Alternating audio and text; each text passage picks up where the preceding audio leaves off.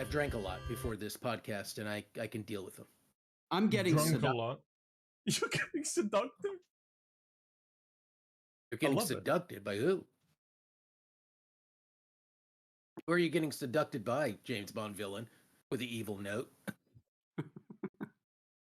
Sir, Sergio was very yeah, that's yeah. That's beautiful. Sergio, Brandon thinks you're seductive. Well, I'm just saying the vibe I was getting. Right, Sergio is very. Believe it or not, it's not the first time Sergio has had that description. Oh shit! Really? About, Mm-hmm. Are you talking about who?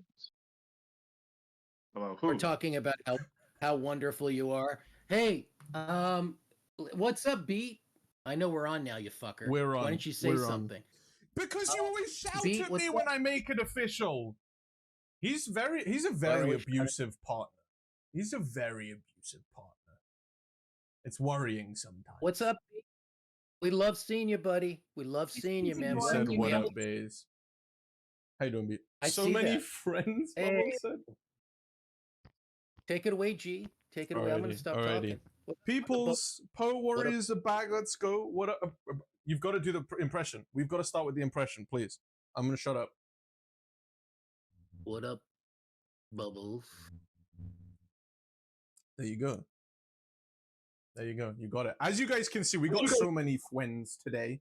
You guys know, and here, I'm going to make you each big for your intros as well. You guys all remember Sergio the Bone.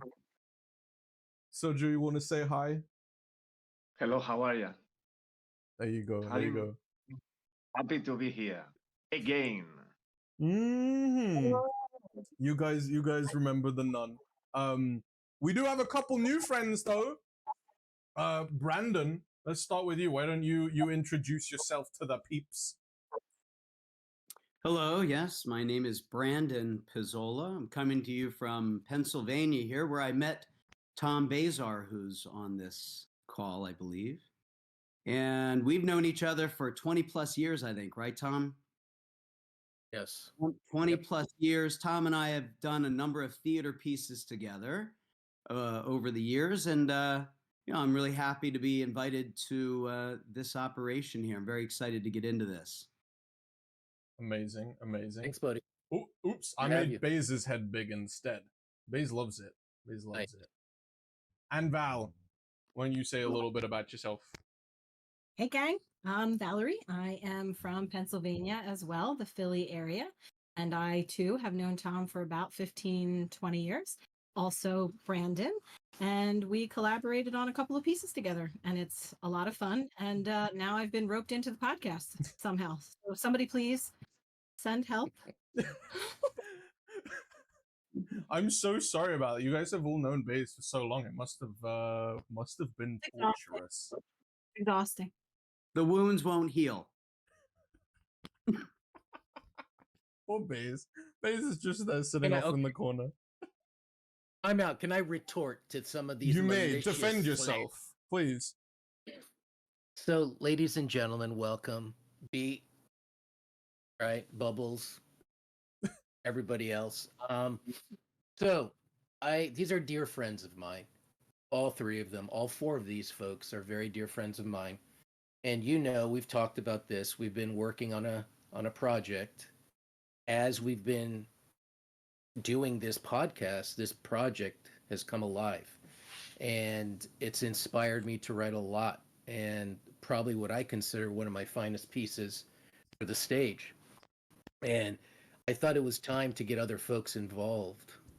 And some dear friends and great collaborators. In people that I enjoy because they're full of life and creativity.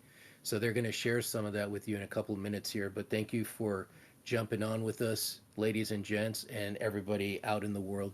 Thank you for jumping on. And before we get going, I would just like to clarify what Baze is talking about there, which we will be reading today, like a 30-page portion of. That's why we've got all these fine-looking people here. this is Pound. You guys have known this as the Pound play. The Poem Machine is what you guys know the title to be, as we were workshopping it and working with it from day one. The title has since changed. So what we are talking about now is, if Baze, you want to do a big old magical unveiling Yeah. of the new title, you can go ahead and talk about that. Yeah, so as I'm adding pages, there's a reference in the play and dialogue. Uh, one of the characters says "beasts in the wild," and it just kind of struck me, like, wow, that would be a cool title, because the way these people are behaving with just pure instinct is very, very much about beasts in the wild, because they're very instinctual creatures. So of course it's a working title. There's others that I'm considering, and the best one will stick. But this play, it's interesting. If we go look at the musical that swept the world 10 years ago, 15 years ago, and you never would have thought the content story would ever like interest people, right? Like Alexander Hamilton, I'm talking about the musical Hamilton, and how the creator of that made it very modern, very kind of hip hop, very, with maybe kind of a lot of hip hop influence, rap influence, brought it very modern, but it's about a historical figure. Now, I took a very interesting poet, a very difficult poet by name of Ezra Pound, American, and he is a very controversial figure because during the 1930s and 1940s he was pro-fascist, which means he was pro-Mussolini. He lived in Italy for many years, and he started, saying stuff on American radio broadcasts which were very, very troublesome, very. And this is one of the poets and great thinkers and artists of his time. He helped discover Joyce, Eliot, Hemingway, you name it. This guy was involved with all that. And he was a very early influence of the modernist time. And if you ever go on YouTube and listen to him reciting his poems, fucking amazing, man. He has like the wildest. So I might play around with his voice because his voice is so. You wouldn't expect it from such a small, diminutive man like this, but he was very theatrical. He was very confident. He was very a colorful figure and very sure of himself, even though many people, because of politics, many people thought he was fucked up, and they incarcerated him for many years like a caged animal in a place called St. Elizabeth's, which was one of the first psychiatric hospitals in the United States, where they did some like crazy shit. And he was considered mad, insane, paranoiac. And, all his buddies like Robert Lowell, T.S. Eliot, so many years, they try to get him out of this, saying, yeah, he was a little off, but he's not, come on, give the guy a break. He's really not that bad. He's not that bad. So I think the point is, I brought Mussolini in because he had a relationship with Mussolini. But if you look at the play, Mussolini here is like a buffoon. A lot of these characters I took as like stock characters from that famous improv style called Commedia dell'arte, and they very much fit these. So there was that relationship, but I'm fictionalizing that relationship. I'm taking a lot of creative license with that relationship and exploring, can one separate the art from the artist? Can people separate, this guy created this amazing, difficult, crazy art, and he did some crazy shit in his life. Are we able to separate that or no? It's impossible to separate. They're one and the same. So that's really what this play is trying to explore. The part that we're not getting to, the play takes a twist, and I didn't want to get to that part yet. I'm getting to the first third of the play we're reading. Thank you. That's all I got to say. Thank you. I hope that explained a little bit. This play is meant to be fun, inventive, wild, very much in the nature of what we did, Sergio, back in the day with Momo and Toto. It has that same kind of spirit, right? Very absurdist, very fun, very volley-like dialogue, mixed in with some poetry, mixed in with some silence, mixed in with nature, which you'll see in the play. Oops, sorry. Okay, There we go. Beat said it's a dope name. He said it's a dope name. Thanks. So you've Pete. You're the already man. won. Thank you. Look at you go. Look at you go. I'd like to I'd like to raise a question to these fine peeps in the call. Because I'd like to give us just a little more time before we start, because I know some people are still trickling on in. I have experience with Sergio, so I know he was part of Momo and Toto. But Brandon and Val, do you guys have like, what are your opinions on absurdist theater, which is like a big part of, you know, what we as the Poet Warriors like stand for, what we like to do. We're huge fans of absurdism.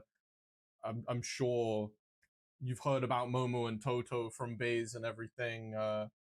What do you guys think about absurdism? Have you guys had experiences with absurdism? Like,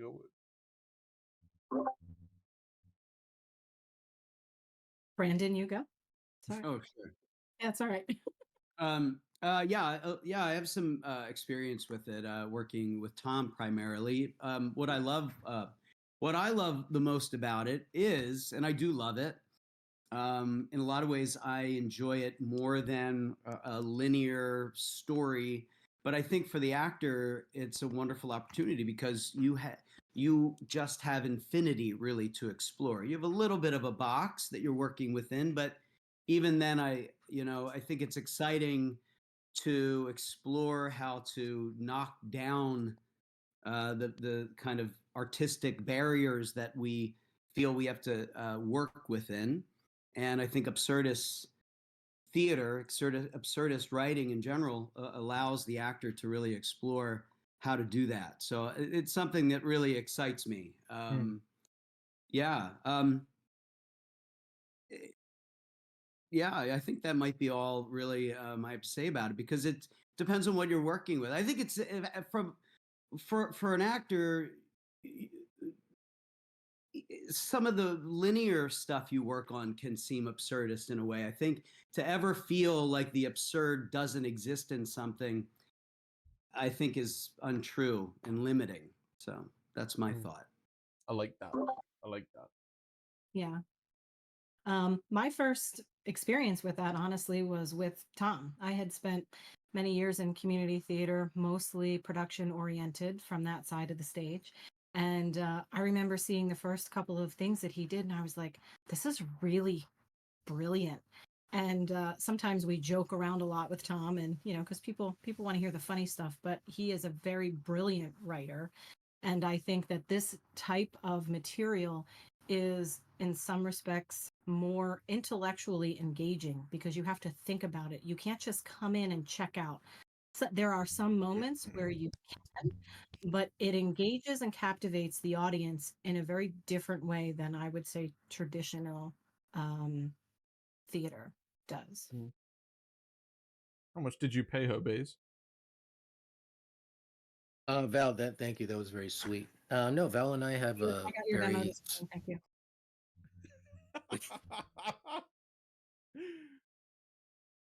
I told her to sign this non-disclosure agreement. She did, and still she said that shit. Beat, we're breaking motherfucking paradigms here, Beat. You better believe Absolutely. it. Hey, thank you. It was very sweet. This is for Val and Brandon and Sergio. Oh. Right there, Well, that's and for there you them. go, Sergio Okay. as well. Does Sergio have anything to say about absurdism? We've just completely Yes, he glazed does. over him. Sergio And the this is for Hueso. G too. I was G, just this is for you listening. too. Thanks, What bud. I mean, is Tom, you have to fix your heart. an amazing, explanation. The infinity, Brandon says infinity. And then Valerie, the intellectual part of absurd. It really is very deep, type of acting or theater, absurdist or absurd. Because life sometimes, is full of absurd moments, jokes, or, and then I don't like, people serious or people too much serious. You know what I mean? So life is not always hee hee ha ha happiness, but I love absurdist comedy and absurd in general because life, is not I mean, you cannot take seriously anything at all, I think. True. I just realized That's I not- failed. I failed. I forgot to tell people that we were live in our Discord. I completely forgot. And I blame Sergio. Because he's so good looking, it's a distraction. Thank you. Yeah, Thank we you have for the compliment. look. Thank you. We have some we have some really good looking people. Of course Val Yes, is Bubbles, very yes. beautiful. Brandon is stunningly good looking. Also beautiful. And Sergio is like he's good looking in the punk rock sense, right? In the punk rock sense, Sergio is a very good looking young man. And G, if you were like if we were in 1400s Norway and your shit was like there with a kilt, and there he goes. He's out. This is a very good You're view, an though. offensive man. You're an offensive man. But I will take the Viking compliment, so thank you. So there he is in a kilt. Of course, they have no undergarments, right? And You're mad if you think I'm wearing any right now. Mad. Free falling. The Bibby No, we're doesn't supposed do to have- underwear. So can I finish my once again? Can I finish my image, Gibby? Would you let me finish my image? Do you have to? All right, here we go. Forget it. Forget it. Please. What if I showed you my little arms? Would that change anything for you? No. I'm Let me say getting hi. Let me applause. say hi. XD, what's up, buddy? Bubbles. Yeah, it's Illuminati confirmed. We are Confirmed. Illuminati confirmed. Yeah. Yes, we are. I don't know prefer if the anyone term knows that. Illuminati because we crazy as fuck. They's like that one. We like that one. Finally, you were funny. Shit. It's the That was inflection. funny. Dude, you're on thin ice. You're on fucking thin ice, man. No, seriously, you're fucking. Maybe we need more people in this podcast because with me just solo, fuck. Fuck. You know what I'm saying? Gotta say it one more time. Maybe we just all invite them into the call and we have a clusterfuck of like 30 people. I like that word a lot. I'll use it in my. Thank you. An artistic orgy. Absolutely. That's some, you guys don't know this, but you will. That's some knee up kind of notes, Baze. Baze, you're ruining the bit, Baze. Where's your knee? That's some knee up shit My right knee. there. I can't bring my knee up. You know why? This is what it looks like. Hold on. You see this shit? It's bald. Bald, motherfucker. It's white and bald. Honestly, I am surprised you're wearing trousers. I'm surprised you can It's get your not knee that high. Oh, really? Can you? Are you really surprised about that? Fucking. See, Beats Billy, on my side. goddamn. Beats said that I am getting roasted right now. And he's on my side. XD also says, Sloth looking like he holds up advertising signs. Upwards Bound. Go check it out on YouTube. Hey, guys. When you spell, let me ask Brandon because he looks the smartest of the bunch. Brandon, when you spell the word cluster fuck, is fuck with a PHUCK or a FUCK? Which one is it? Bubble, that's fucked up. Yeah, right? That's fucked up, Bubble. It's PH. Thank you. Okay. Dude, Hey, Brandon's Sergio, a funny you're- guy. Brandon's a funny guy. I like him. I like you. I like you, Brandon. He is. It's funny. Hey, Sergio, you haven't said much, buddy. Are you? Would you like to say anything right now? I was just hearing cluster fuck. CLUST. Come on. Cluster fuck means, lots of things. Senora Sergio doesn't like the word fuck, does she? I love fuck, I love fuck, the word, and more than that, that's the Also point. the action of fuck. And I lose the point really when you show your knee. I was thinking, what the fuck? He's doing. Dude, even What I'm Beat doing- said I popped half a chub when Baze showed his ankles.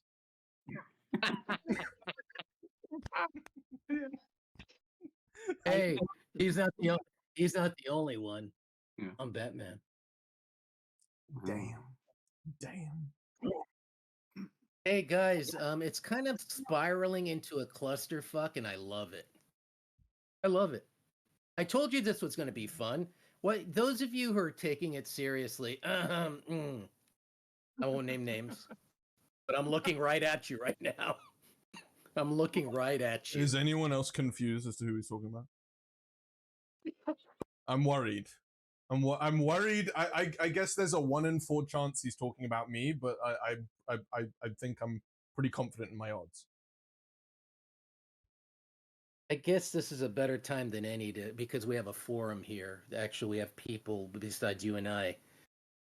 Guys, I want to share something with you, and maybe you guys can think about it for a second, and then we'll go to the reading. What do you say, G? Should we get to the reading right after I say this? Sergio's the one in charge. Fuck. Sergio, would you like to? Yeah, because Sergio needs to get to sleep. But after I say this, Sergio needs to get to sleep. It is, we're for all different time zones here. Isn't that crazy? We're all different time zones. Well, me Like, and Sergio are on the wet- same one. Are Right you? now in the Yeah, me and Sergio are on the same one. I have to wake up 6:30 in the morning. Yeah. Damn. Did we just And- explain? Oh shit, that's early. Let's get to the reading. Gee, did I explain everything about the play? We don't need to do that. We could just start. Everybody ready? Do you have your scripts I up? don't remember. Maybe you should cover everything one more time just in case. No way. No way am I doing that. No way. That's fucked up that you would even try to get me down that rabbit hole. I mean, That's why fucked don't you up. just And let's run through who's doing who? Are we doing stage directions? Are you reading stage directions? Yes, Get yes. down to business. So, okay, so before we do that, I need to get something off my chest. Guys, people who are disproportionate in nature, like they have large bodies or tall, possibly like, decent looking, but they have incredibly short arms, it's taxing on one's soul. It taxes. And See, it does tax that on sounded me. like a dig, but you also said some very nice compliments in there, so I'll take it. 50-50, fuckers. 50-50. That was for you, Serge. All right, ladies and gentlemen, we are ready to read what we call Beasts in the Wild. Brandon Pizzola, the gentleman who looks like a James Bond villain with a wonderful turtleneck and nicely trimmed beard, is going to be reading the part of the Master of Ceremonies. The young lady over there, by the name of Valerie Monroe, will be playing the part of Melda, who is Benito Mussolini's partner, love interest. Number 3, Mr. Gabrio Gibby, also known as Bibby Cabaldi, is going to be reading the part of Benny, who's Benito Mussolini. And Benito Mussolini. And our friend here, who's coming back for a second time and joining us, Mr. Sergio Navarro, also known as Wessel, is going to be reading the part of Enrico Fermi, Fermi, the great, unbelievable, brilliant astrophysicist. And last but certainly not least, this dude, Baze, is going to be reading for the part of Pound, Ezra Pound, 20th century modernist poet. Okay, please unmute yourselves, ladies and gentlemen, at this time. I don't trust people who introduce themselves. Okay. Chat said before we get into it, some important messages from chat. These are important, okay? Number 1, never trust anyone with lil arms. Bubbles Bingo. calls them devil spawns. And Beat, Yes. never trust dinosaurs, which I believe Baze, I think he's talking about you there, unfortunately. No, fucker. He's talking about you with the short, like fucking alligator arms. That's what he's talking about. If that makes you sleep easy at night. I feel like it should Here we be go. T-Rex arms. T-Rex are infinitely cooler. Yes. As Have long you as you guys heard? This is a complete segue. This is a complete segue. They did research, right? Have you guys heard what T-Rexes actually sounded like? Have you guys Oh my heard God. that shit? I want to know. Do yourself a favor, all of you guys as well, after this stream, right? Do yourself a favor. So they did like through 3D printing or some shit, like they reconstructed a T-Rex's vocal cords. And like, you know, pushed air through them. They don't roar. They don't like, you know, they don't, it's not like Jurassic Park shit. It's terrifying. Like if Jurassic Park was made the way that they like actually sound, it would be the scariest horror movie ever. Like it's some real shit. Some real feel shit. like- Bubbles is telling me to say. I want to hear it. I want to hear you try it.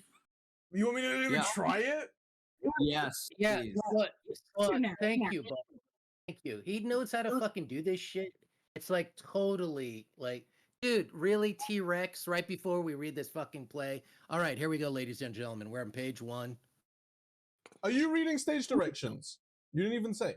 Yes, I'm reading stage Okay. directions. Okay. And also we need to stay focused because Sergio, it's like 1.5 hours past his bedtime. We It's got to get him to bedtime. fucking bed. Stay focused. Yeah. Let's not talk It about was- dinosaurs. I heard please. it too. So, I don't okay, do that. here we go. Yeah. At Rise, that means the top of the play, ladies and gentlemen. You see Ezra Pound, infamous American poet. And I'm going to be playing with his voice today, so don't be thrown off. Now, if you go after this and listen to him online, reciting shit poems, you'll see what I'm talking about. Infamous American poet downstage looking out at the audience. A slash denotes an interruption in dialogue. That's for the actors. Pound. You think me mad, don't you? Benito Mussolini is preoccupied in front of a mirror, practicing various poses and faces that he's known for. Just like the rest of them. Listen to this and tell me if this sounds like the writings of a madman. Benito, henceforth known as Benny, is now doing various squats and stretches, still in front of the mirror. Pound reads a passage from his Pison Cantos. That's a book of poems, his last book of poems. He wrote this when he was incarcerated, by the way, ladies and gentlemen. And a white ox on the road to Pisa, as if facing the tower. Dark sheep in the drill field, and on wet days were clouds. In the mountain, as if under the guard roosts. A tutti calore, pappardelle. A tutti calore, pappardelle. Benny, I'm asking you as a friend. No, Why don't you- No, poetica, no. You fascist pig. I'm reaching out as a friend, a compadre, a friend in need. A pasta e fagioli. You and your posture, and you're defeated. You've been defeated. There are no more speeches from the balcony at Piazza Venezia. Take it like a man. Much too serious, poetica, too many boo-boo. Stop calling me Poetica. Call me by my name, per favor. Per favor. He's making fun of Per Pounds. favor. Bravissimo, americano.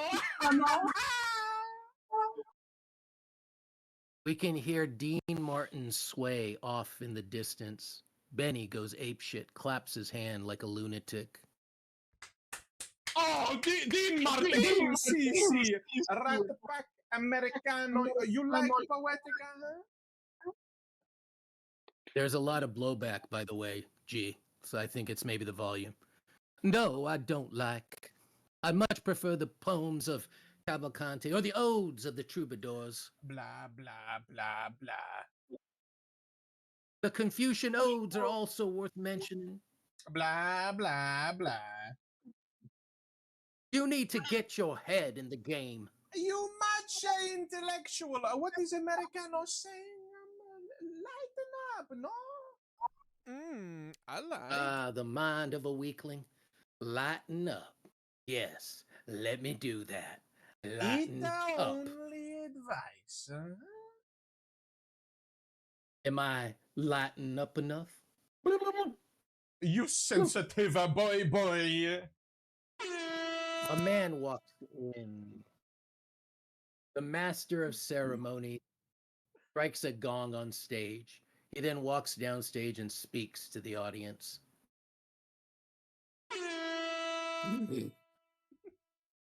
If you're thinking what I'm thinking, they do seem like an old married couple, but there are greater forces at work, and this evening will reveal that.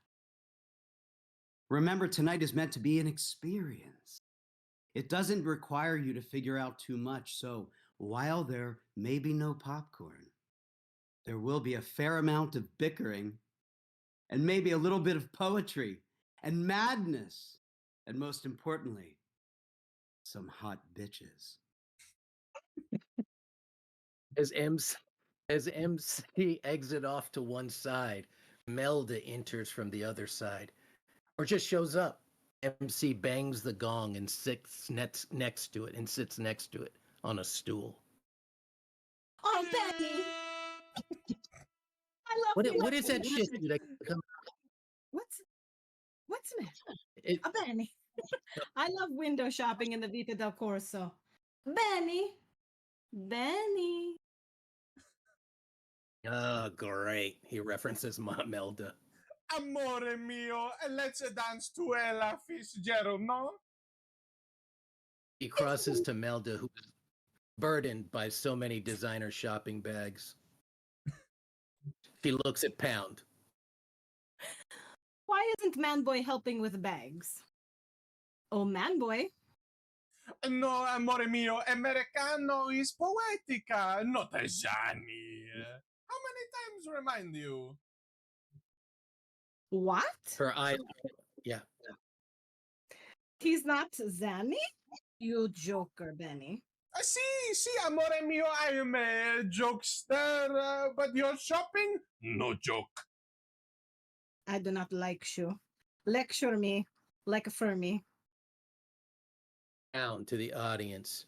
Enrico Fermi, famous physicist who did groundbreaking work in quantum mechanics. Benny and Melda roll their eyes at Pound. Enrico Fermi stands up from the audience and speaks in meticulous English. Ladies and gentlemen, ignorance is never better than knowledge. There are two possible outcomes.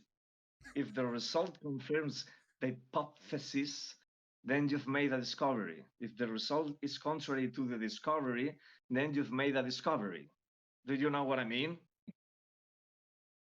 Ugh, Fermi. He and his this. These go. They have difficulty saying discovery. They try to urge each other on. Cool.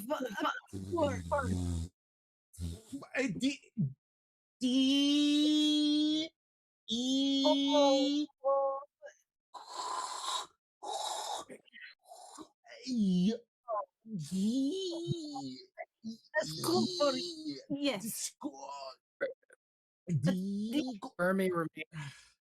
Fermi remains standing, not knowing what to do. Melda. He was past lover, but he was too dork. She screams it directly at Fermi. Pound. Too dork. Pound unrolls a long papyrus, takes out a magnifying glass. Their discovery bit leads into jitterbugging to Wham's Wake Me Up Before You Go Go. The music fades as they keep dancing, and Pound reads from the papyrus. So the fires that lit once dreams, now over and spent, lie dead within four walls. And so now love rains down and so enriches some stiff face and strews a mind with precious metaphors. No! Damn, no! Who is this, Zanny? Why you not get me Pellegrino? Amore mio here. Americano, a pazzo americano. Eh? And not Zanny, just poetica. MC enters, the others actors freeze. Remember, MC is a conversationalist and has that tone whenever he speaks. Hey, let's clear something up. What exactly is a Zani? Well, it is a character of a trickster or servant from Commedia dell'arte. Sound unfreezes. It's Italian improvisational theater. I love it. I love this culture. Don't like America. Treated me like a dog, worse than a dog. This ain't your soapbox, Pound. Well, what is? You know how many folks I helped back in the day? How many poets and writers and artists?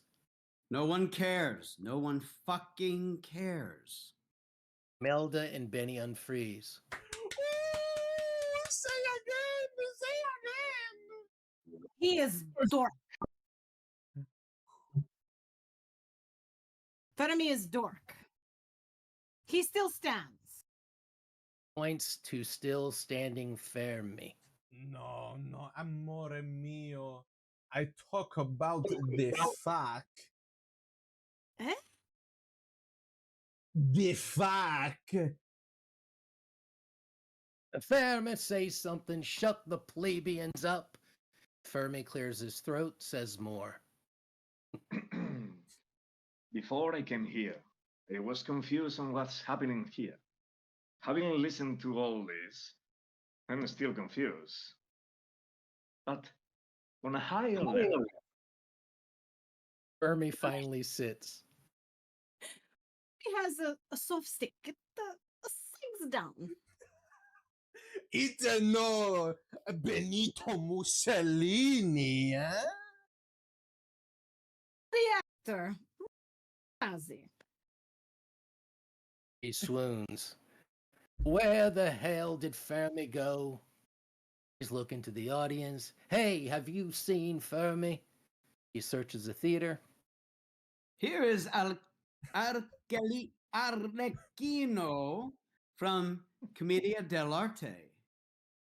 Arlecchino comes in and proceeds to do a mime to piano music.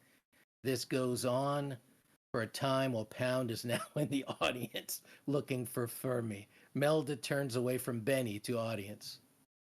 I am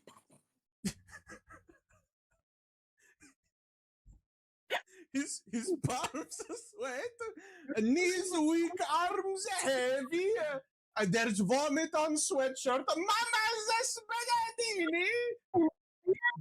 I am Batman. Fermi, you bastard. We know what you've done. You can't hide. The world knows you can't hide. I'm Batman. He nervous, but the surface he look calm, ready. I'm Batman. Benny, can you please put a leash on her? Everyone gasps theatrically and looks to Pound. Oh, boy, you're not so politically correct, no? I am Batman. Si, amore mio, you are a Batman! Don't pay much.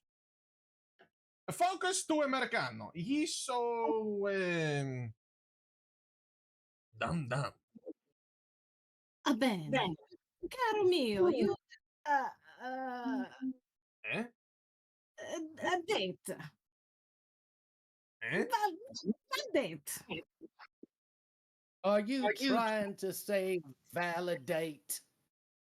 Ah sì, Azeni, sì. He correctamundo. Pound finds Fermi. There you are, you rascal. MC bangs the gong. perhaps we've never been visited by the alien because they have looked upon Earth and decided there's no sign of intelligent life. Everything goes to black, silence. The sound of dripping water grows in volume, and it's just that for a time. Lights eventually back to full, slowly. It's a different scene. Benny, aka Benito Mussolini, addresses the masses. We are not like English. We are not like them. We haven't elevated lying into a government act or into a narcotic. A deafening roar from the crowd. The bullshit! Black shirts of aroma. I come among you to look you firmly into the eyes. I feel your temperature. Break the silence, which is so dear to me. Another roar from the crowd, Melda in a pool of light applying lipstick. Benny, feel this. She grabs her breasts. I listened to this. I even believed in this. You know where it got me? Since we only deal in facts, it is useless for the enemy to exaggerate the figures of its booty. A booty? Yeah, that's exactly what it is. All your bunk. Ass. Poetica, please, you two rush, and not the slow. What the fuck does that mean? We call bread a bread. We call wine. Uh, See, Benny, wine. Let's drink and make love. Doritos and cottage cheese, delicioso. Not that shit again. It got me the first time. So poetica. Mangi? You can't fool me. You did once. No, Americano, many times a fool. No secret. Do you know how many days I spent in St. Elizabeth's? Shut up, Zanny. Try to do some Benny. 3,649 days. Oh, so exact. In Bernie stands again. science, one tries to tell people in such a way as to be understood by everyone. But in the case of poetry, it's the exact opposite. You start to get me excited. Down below. The crowd roars again. Silence. Fermi looks around for approval. None comes. So he sits. MC begins a slide presentation of St. Elizabeth's Hospital. St. Elizabeth's Hospital in Washington, D.C., the government hospital for the insane. Here we have one of the two freshwater springs. There are farms and greenhouses. There are pioneered by many new therapists. Here, psychotherapists, hydrotherapists, malarial therapy. And don't you damn well forget electroshock and lobotomies. Benny, make a sound. Si, amore mio, a feather make a sound. No, feather does not make sound. Si, poetica, say yes to lady. Feather make sound. Fermi stands again. In the cosmic influence, and if the right elements mix, and if the sun is out, a feather can. Gap!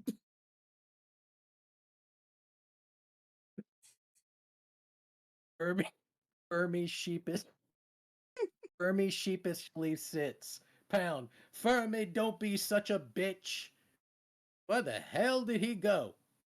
He has a soft stick, remember?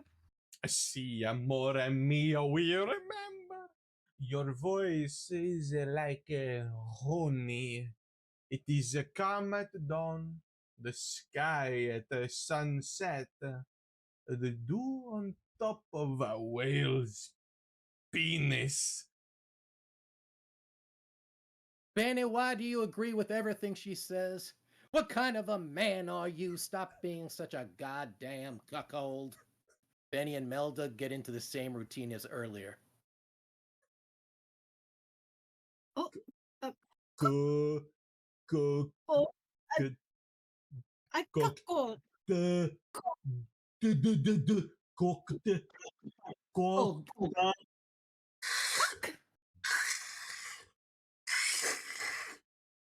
Cuckold. Cuckold. Cuckold. Ah. I was giving a slide presentation.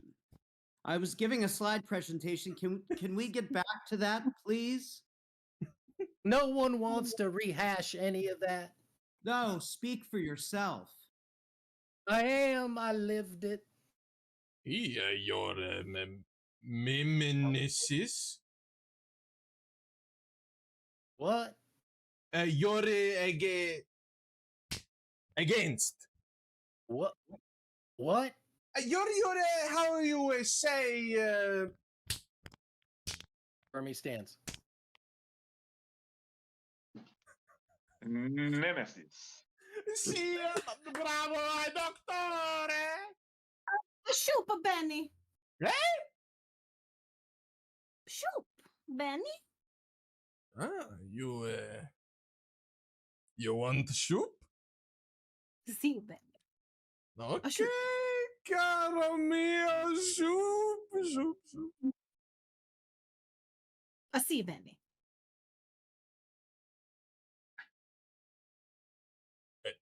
Now? See. Okay, we soup. Salt and pepper soup. Melda and Benny groove while Pound waters his plants with a huge watering can. Fermi, still standing, decides to join the dancing couple without their asking. Fermi dances the most sexually out of them all, constantly thrusting his pelvis in all directions. The music fades out, and now we hear the announcement from the 1983 version of the emergency broadcast system. The actors eventually all freeze except for Pound, who keeps watering his plants. The MC bangs the gong, and Melda crosses to one side of the stage, and Benny crosses to the other. Fermi crosses center stage. Hey, yeah, I wanna. Oh, how you doing, baby? No, not you. The bow-legged one. Yeah. What is your name? Damn, baby, that sounds sexy.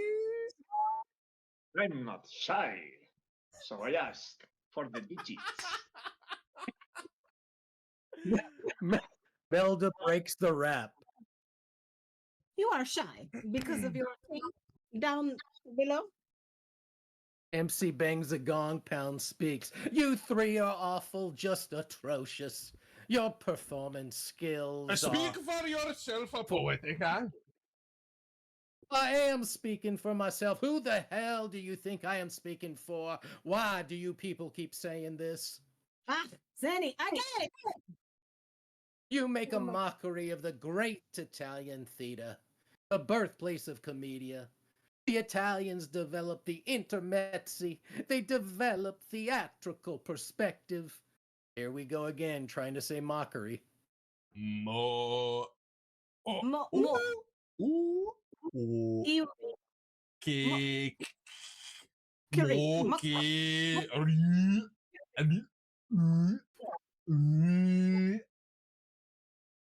Fermi, do something. Stop this madness. Say something profound. Fermi is feeling forced. So as fast as I could, I went after my net. And I said, with my net, I can get, I bet, with my net, I can get things. Do you understand? Fermi, Fermi, what in the hell? That was Dr. Seuss. That was no Abbott and Costello. See, Fermi, your use of metered rhyme was outstanding, but it was not very profound statement. It was quite simplistic. Fermi very angry. Can't a fella have some fun? Ladies and gents, that was a first. Maybe he's not so small after all. Damn, Fermi, just making an observation, an astute observation. Observation is a vital part of the scientific method, where we as a scientists, collect and record data. Oh, Jesus. no again, no. A dork boy. So sorry. MC. So sorry. We cannot control him, nor any up here in front of you. Instinctually, they are like beasts of the wild. Observations can be qualitative and quantitative. Yes, qualitative, come on. Meaning, they provide results without numbers. They all begin to doze off except for Pound, who continues watering his plants. Or quantitative, meaning they provide numerical results. We begin to see recent images of the cosmos projected above. Scientists use observation to develop and test theories and hypotheses. Edmund Rubra's third movement of his Seventh Symphony plays. Fermi is in thrall while others sleep in Pound waters. Fermi eventually lights a sparkler and stands until it burns out. The music fades with it. Silence for a bit. MC hits the gong. We have to get to the point of all of this. Oh, what? You know what I'm talking about. I do not want to go there. We have to go there. Bullshit. Stop arguing, you cantankerous fuck. If I didn't repartee, I would not be me. I would not be Pound. I hate to break it to you, but no one reads you anymore. No one knows who you are. Spoken like a true Philistine, or a Philistine, like a mediocre. You're too difficult. Would you say that about the Sistine Chapel? Or Picasso's Guernica? See, poetica, too difficult. Benny and Melda have been sitting and drinking cappuccinos. You need a goddamn glossary or encyclopedia on your lap if someone is reading one of your poems. I'm making the mind spin, the thoughts swirl, the images spark. Oh, please, shut the face, Zanny. Fermi mirrors Melda. Shut face, Sunny. Silence. Yikes, Fermi, what the hell, man? You okay? The nature of art is to connect, to communicate, to relate some universal truth. I do all that. No, you keep people at a distance. Not this bullshit. Ugh, see, Benny, this is bullshit. Zanny is bullshit. My cappuccino is now cold. Benny, keep your bitch on a leash. Yeah? Leash? What is Leash? Leash. Tries leash? again, says Leash. Chase, bitch. A leash on the beach? Yep. See. Cara mio, see. MC bangs a gong. This is boring. Let's watch a movie about beasts in wild. Lions, tigers, and bears? Si, cara mio, lions, tigers, bears. Benny struts his dictatorial strut to center stage and claps his hands twice. Pound and Furby grab a bench and place center stage. All four sit. MC brings popcorn and licorice. Pound gets up to grab wine. Fermi begins to churn butter.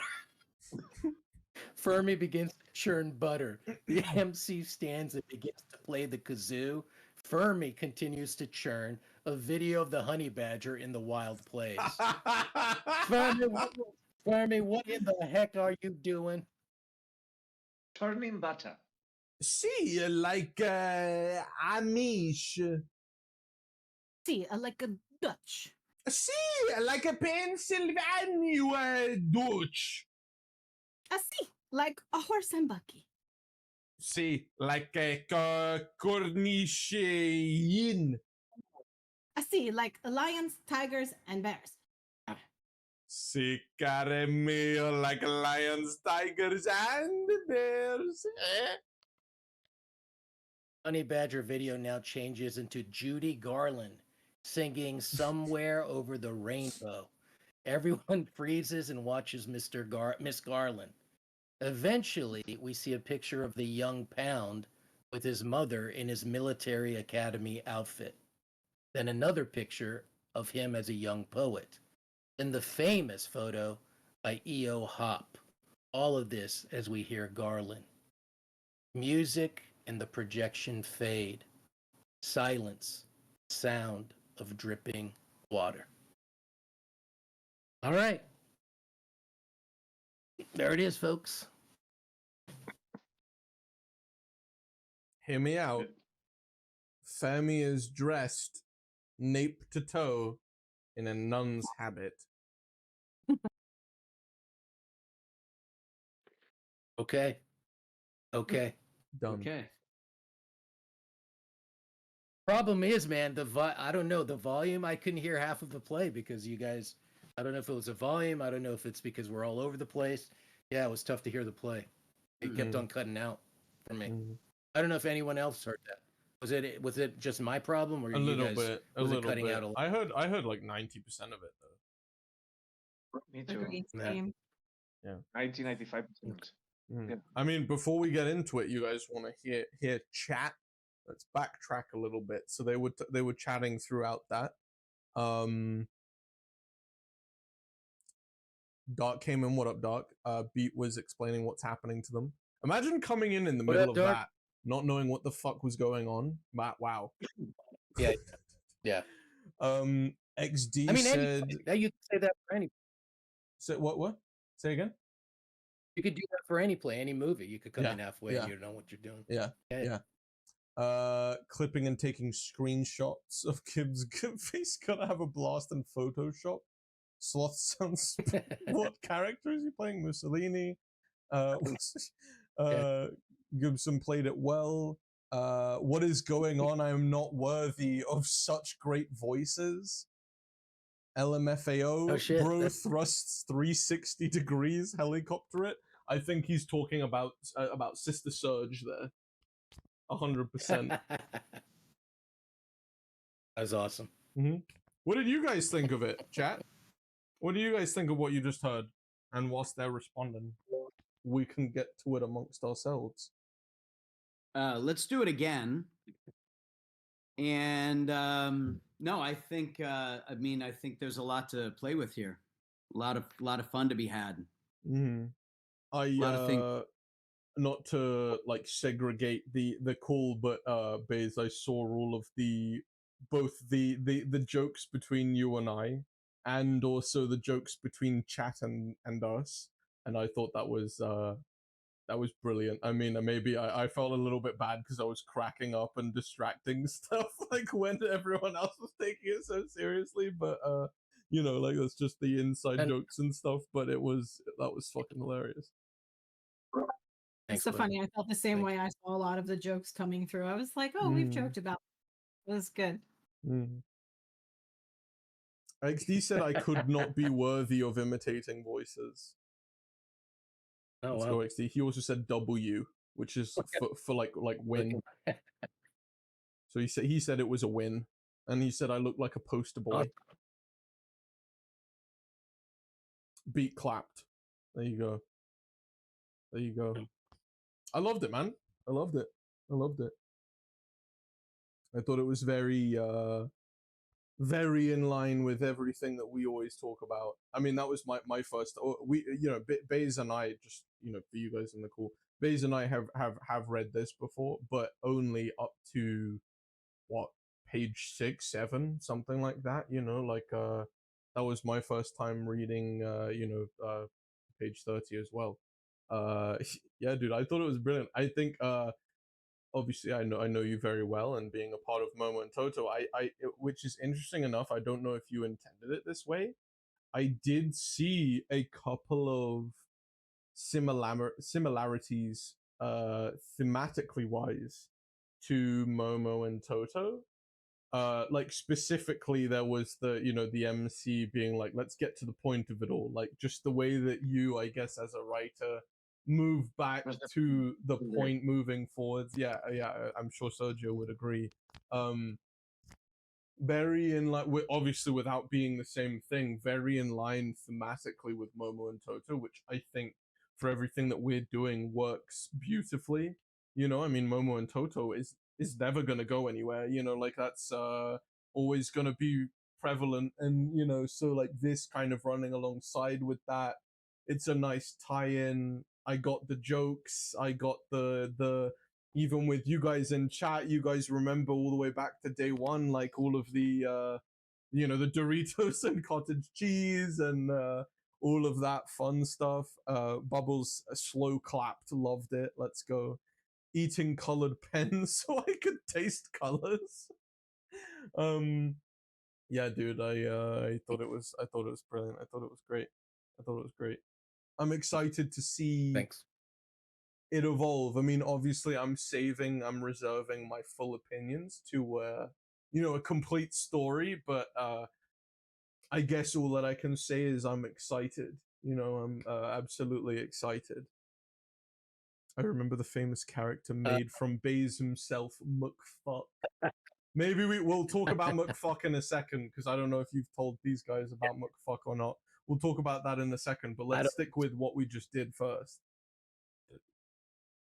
Well, I mean, look, we read it in a time like I look when we read and even asked Sergio or asked these folks who worked with me.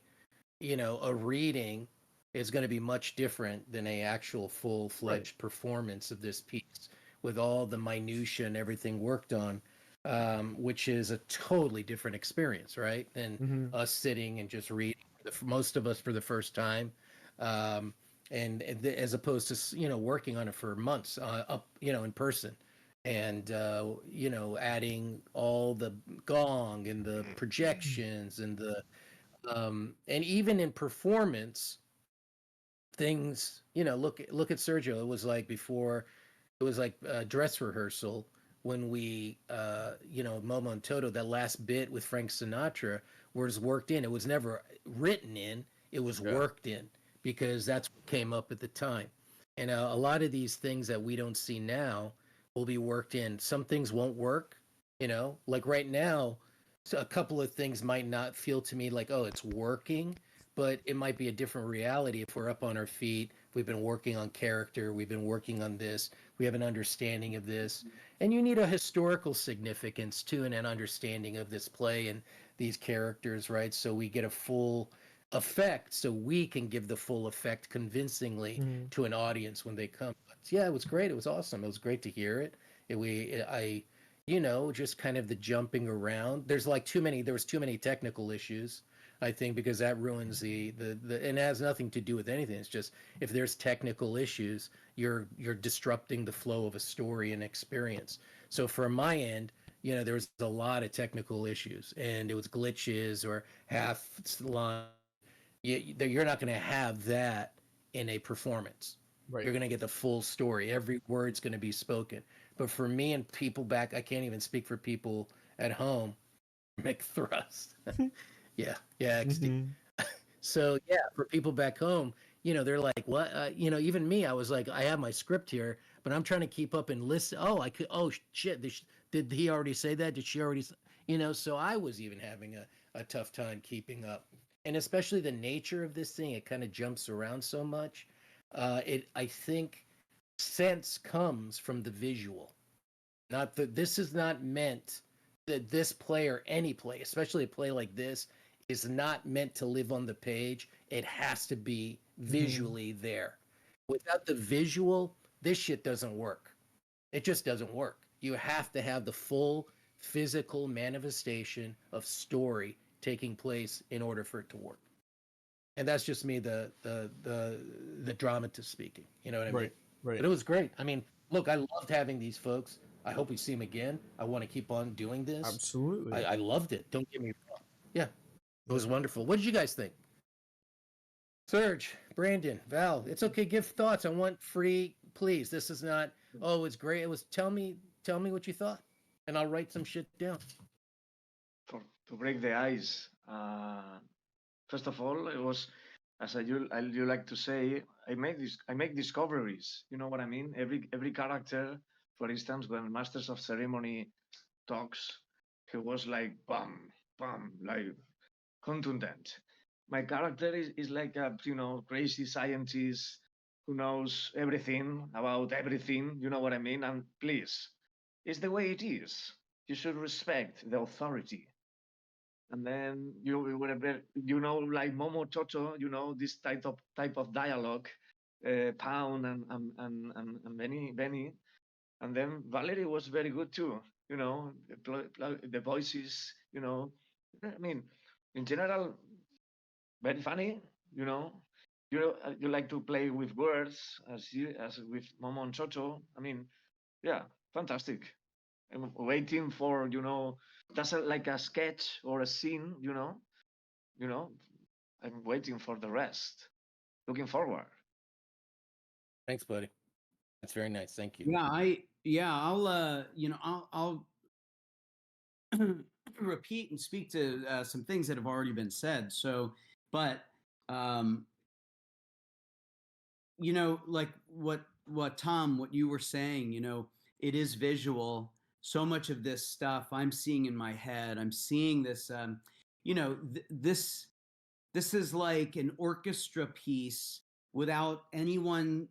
But not a Mozart. This is like I don't know. This is contemporary John Cage. This is unexpected stuff. This is something where the audience isn't seeing the next 5 notes. They don't know where it's going, and that's something that's achieved not only with the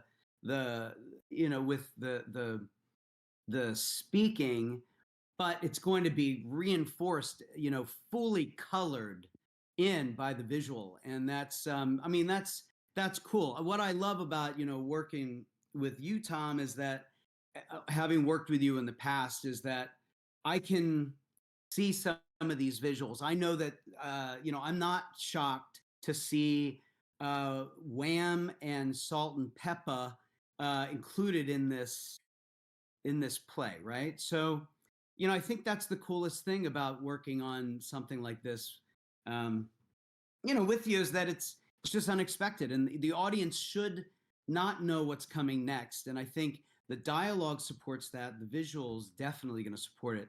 And there's a lot of choreography and props and sounds and things that are really going to bring this thing to life. You have to hear it.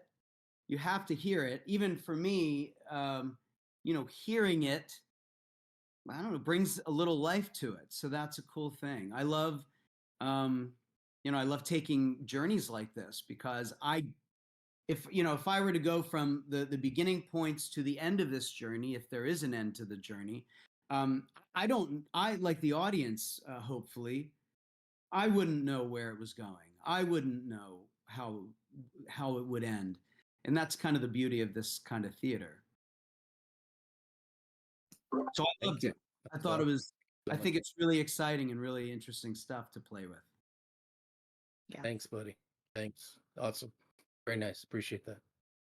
That's so very true. Just like to echo with what you guys said, this is very much your work, Baze, and the fun thing about it is that it's wild but contained, and it has a direction. But the really fun part about that is that no one really knows where it's going until you get there, which echoes back to what I said in the beginning about it's intellectual work. The audience has to pay attention, because if you don't pay attention, you could miss a step. you know, but it's, and like Brandon was mentioning, I could see sort of how it would come together. And I love the visuals and sort of the music interjections that you had in there. So it is very much like your work. And I am excited that you're creating on this level again and putting it out there. And I can't wait to see where this goes. That's really exciting. Thank you. I mean, look, I mean, as a writer, it's like, let me try to look what I just heard. And we have a community, not of just us five right here. That would have been enough for me, right? But we also have a greater community at home. And thank you very much, greater community, for always being there with us. This is, it's a pride. This is something that I haven't written a play in 4 years. I did it because of what's going on, the energy, uh, Gibby back in my life in this way, my friends and colleagues back in my life in this way. It makes me it provides hope. That's what it provides. It provides hope. And hope, you need to create, you need hope. You need a physical manifestation of something like this that's going to take place somewhere at some time. And that gives me hope. And what just the yes, it's wild. I think Val said it. I think Brandon. I think everybody said it. There's a wildness to this type of theater, but it has to be so specific. Yet, as entertainers, as performers, as actors working on a craft, there is a freedom to this type of material. Like Brandon said earlier, that you probably have 90% of freedom of that beast in the wild, this instinct that takes you. And there's 10% that has to be fucking rooted down, or the thing is going to go off, right? 10% of this has to be, you got to hit this, we got to do this comes up this time, this way. And the rest, 90, I don't find that in naturalistic theater. I don't find that in most other theater. I'm sorry. And if this is the type of work that does surprise, that does shock, that you have to keep up with because it does jump around. It's like a fucking freight train, you know? Um, but there's moments, as you can see, that they're quiet moments, moments of like a mime, like contemporary hip hop and music that comes out that, I want, when I go to see a play, the first thing that it has to do to me, I have to have fun, guys. I have to have fun. I need to be entertained. Most of it, guys, living room dull bullshit. And I'm not lying when I say that. It's so predictable and lifeless and dull. I don't have fun. In fact, it's a chore for me to fucking sit there after I paid $100 to watch this drizzle, this fucking shit. And it is deadly. I'm sorry, it just is. It is. I try to really, I try to really hard. This is hard to bring in fun, to bring in entertainment, because I think entertainment and fun is 90% of it. The other stuff, the messages, the serious stuff, yeah, you want people to think. You want people to walk away, you know? The device of the MC, come on, everybody, let's get back on track. It could be the MC or whatever. There's a point in the story where it's going off the rails, but it has to be, okay, wait a second, slow down, because this shatters all conventions. This is totally immersive theater. We're one with the audience. Act characters, actors, we're there. The audience is there. I love that kind of theater. I don't like separation of audience from actors. I don't. I hate it. I've always hated it. I like it where it's immersive, where everybody knows that this is a fucking play that they're seeing. They're very aware of that, and the performers know. And but yet there's something that we do convincingly, and we have fun, and we fucking look. You know how hard it is, everybody, the time it takes from this moment to our first performance to our last performance, how much work it is. It's a lot of work. And if we don't have fun doing it, no thanks. Not for me. Not for me. Amen. Absolutely. Totally agree. I mean, Totally yeah, agree. you. Sorry, Sergio. Go ahead. Go ahead, Sergio. Yeah, I'm totally agree. These things you do, you have to, you know, uh, you learn doing it, and then it's a challenge because many people, like to predictable things. I pay the Mm. ticket, I sit there, and I watch a play, but that's worthless. That's worthless. I don't think so. I don't think that's intellectually speaking interesting. You know what I mean? You should, learn and then enjoy in the process. Yeah, I totally agree. Just the things you said, you Yeah, say. yeah. I mean, yeah. I mean, You I know, know. Sorry, Grace. Go ahead. no. I know.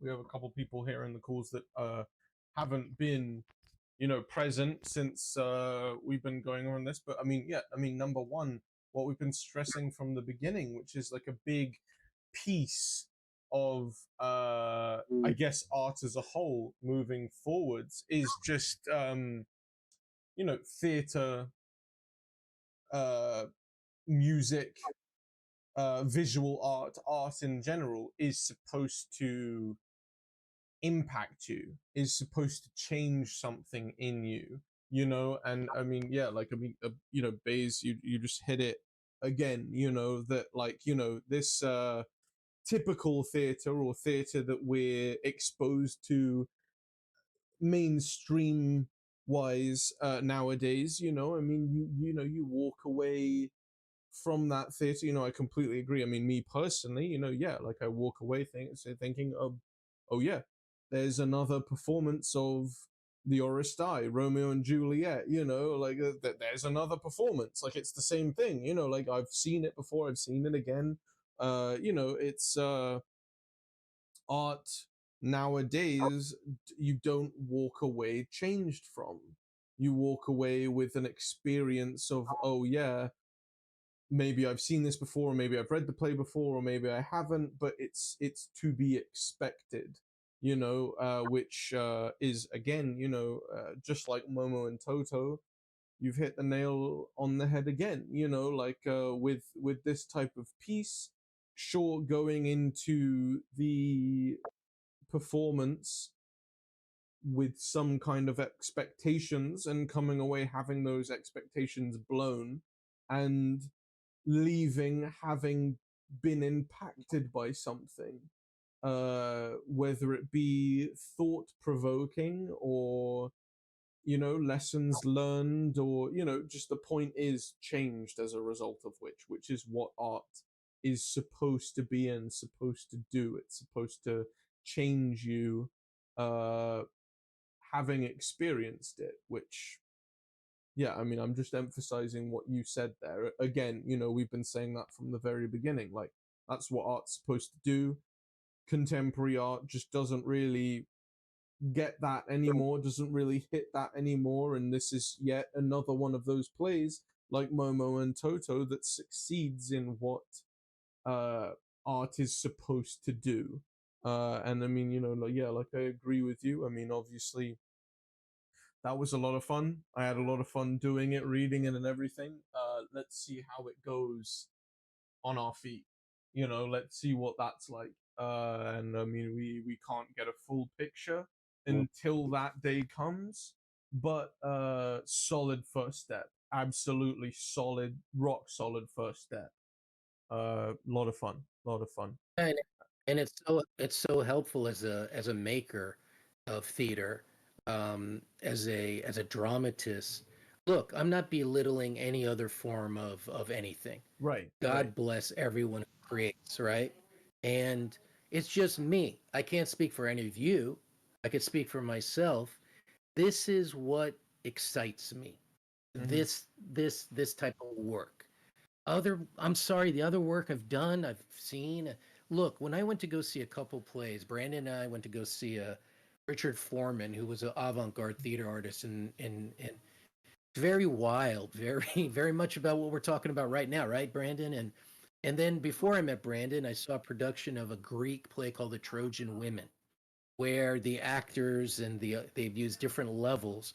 Very, this was not one of those antiquarian type. Oh, Xerxes, not that kind of bullshit. It was earthy, raw. The actors were barely clothed, they like wiping mud on their faces. A minotaur was raping one of the women right in front of like us, like a group of people. We were standing. I'm telling you, the hair on the it was physical. It was like, and this was a Greek play. This is a famous Greek play called The Trojan Women by Euripides. But so what I'm saying is, even though that's an existing 2,500-year-old Greek play, that the artist, the director, the group of people there did something with it that was so unexpected, so wild, so free, right? I'm trying to create the same thing, and it's like as any kind of creator, if it's the medium of painting, sculpting, music making, theater making, remember, the sense of doing something for the first time, working on it for the first time, and the discoveries. And how about if it takes on a life of its own? How about if it like starts growing into something that goes beyond us? Other people want to do it. Oh shit, did you see that thing that group did? And oh, we got to do it. And whoa, like what wow. It's the possibility of in the excitement, because in my mind what I'm thinking as you guys are reading this and we're reading this, when are we going to do it and where are we going to do it? Right? That's what I'm thinking.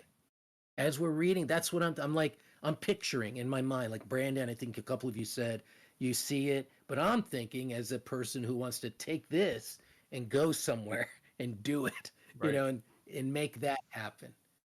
Okay, I'm done. I'm done. And I don't want to keep these folks any longer because they've given so much time, and maybe Soju's gonna go to bed. Look Yeah. at him. Look at how happy he is now that you said that. Look at him. Thank you, Serge. Great. Thank you, buddy. Yeah. Lots of love. See you soon. Bye bye. Right. See you, buddy. Absolutely. Guys, it was a Val- pleasure. Yeah. Yeah, likewise. Thanks so much. That was really cool to do. And I do, it is exciting to see where something like this goes, and even how it changes. How the writing may change. It might go in a different direction. Who knows? That's what's kind of cool about it. I don't know why, but you were talking. Something you said made me remember a play that we did a bunch of years ago. There was Chicagoans, and we talked very briefly, probably over a bunch of beers, that of doing it with Amish people. Can't And- wait. What? Right? Can't wait.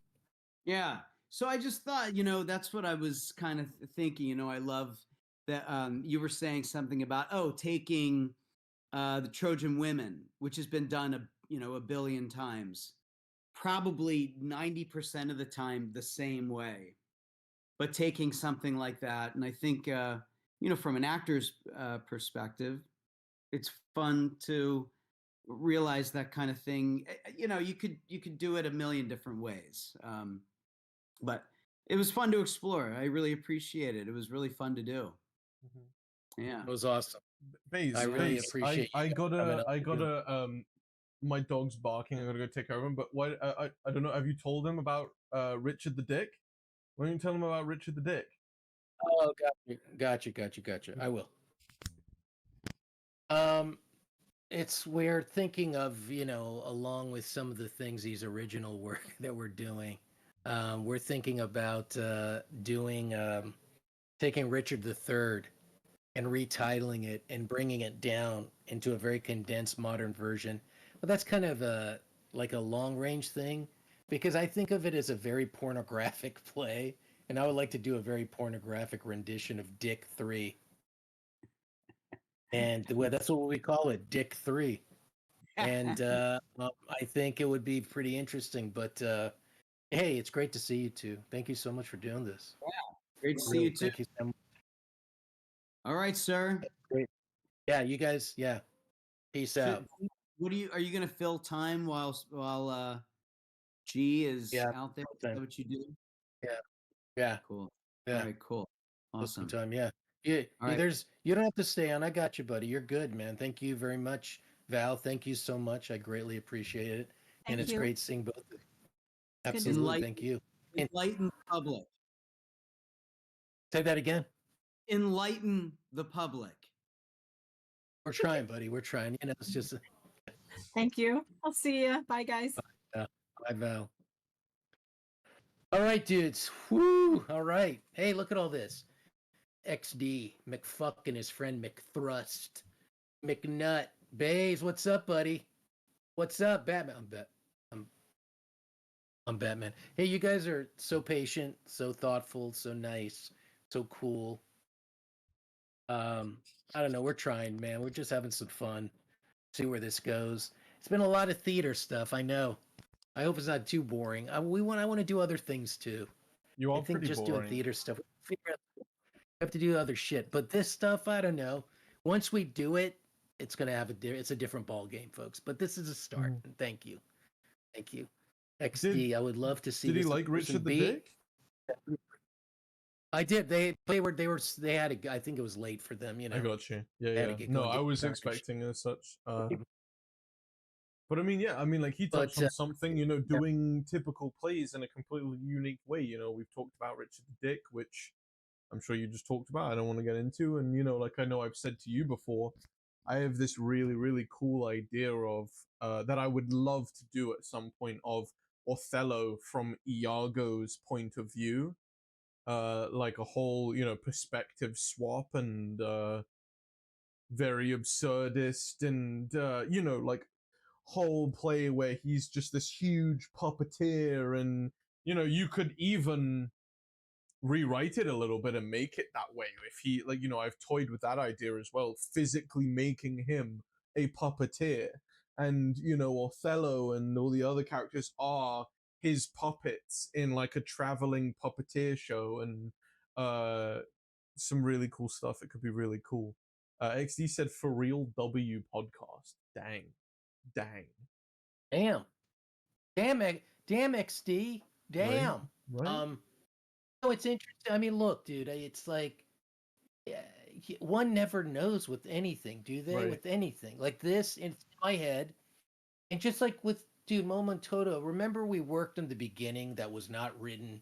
We spent like a week and a half Oh, on yeah. it, Oh, and we yeah. did all this wild shit. And we played around, and guess what? We cut it. It didn't stay. Remember that? Right. I just turned to you and Most said, of "This it. is not working." Mm-hmm. A completely And different play so, on paper to performance. Completely different. yeah, yeah, you just one never knows, man. And it's just with this, you know, I mean, I think we need to eventually get to the fullness of something. You know what I mean? In order Right. to Right. extract I mean, some energy. let's pause on that. Let's talk about that in just a minute. What you just said, right? Because I mean, we've been talking about that. I would just before we get into that, I'd like to know now that it's just you and I, as a creator, as the Bays, as Poet Warriors, how did you feel about what just happened? Dude, anytime, look, it's a very strange, like when you have it in your head and again, this is done, it's like if we were to put up a production, you and I, Right. and half of it was fucked up because of technical shit. Mm-hmm. People couldn't hear, the lighting wasn't working. You and I would be freaking out. We would freak out. Yeah. We would think the fullness of it. Same with this, like on my, I don't know if these, maybe it's just these. I don't know. Well, Or it it's what was on their end. They got what I got because you know, obviously, I'm streaming my perspective, so they got like 90% of it. The 10% of it, unfortunately, was Brandon. It was the you know when you said like the volume, like the feedback you're getting back, it was coming from Brandon's mic. Um, really. Yeah, it was yeah, so. I but it mean, was too was late like, to, you here. know, it's my fault because of like when I was miking him and stuff. It's just, you know, like he should have had headphones in or something because like we were hearing his computer speakers. That's where that was coming It from. was. But Stream heard Uh, my perspective of it, and my perspective of it was, you know, at the very least 90% clarity. So I mean, it wasn't as bad as what it sounds like you're describing. A beat said it sounded normal to me. So there you go. I mean, they got okay. most of it here. Thank So you. but what you Thank you. were hearing was unfortunately from Brandon. But I will say on Brandon, great guy. Brandon is perfect for MC. perfect. Like, I don't know, it all kind of, when he was reading that shit, it all he, something about just the way he did it, for me anyway. I don't know what you have to Yeah. say about it, but he nailed MC, nailed it for me. Anyway, I don't know what you have to say about that. No, I mean, it's tough. It's no, of course, it needs direction, right? The whole piece needs, Right. and that's where I would come in and, yeah, I mean, of course, it's a reading. I can't say much because it's not a fully, no, but we all did well, and it's something that it's hard to give, um, feedback on because Right. I see it in a very specific way in my head, and it has to get to that place. So I don't want to, Yes. Yes. you know what I'm saying? So yeah, no, I think he can. That's why I put him in that role, right?